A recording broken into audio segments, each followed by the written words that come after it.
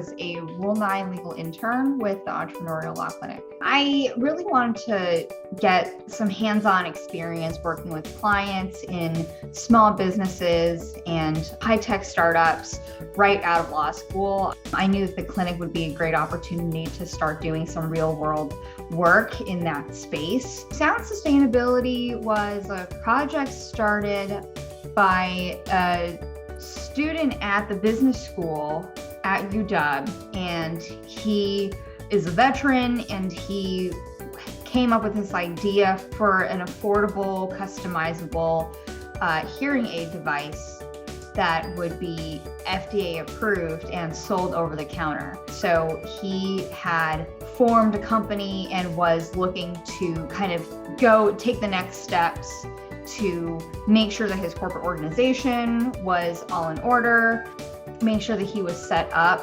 for going to the next level with his business. And then I had a partner in the clinic, Tim, who worked on the IP aspects of his companies. And I was more focused on corporate law. So Tim and I would meet very regularly to go over kind of like what we were thinking about strategy-wise, because a lot of times things like IP creation touch upon some of the corporate aspects of a startup company.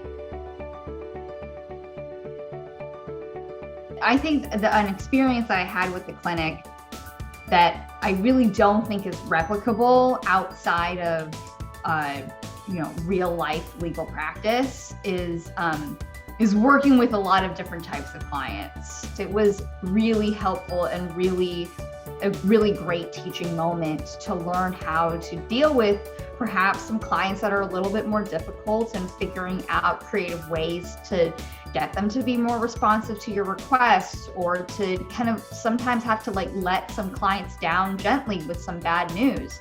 I think that the clinic was probably the most helpful thing that I did in law school that prepared me for the practice that I'm in now.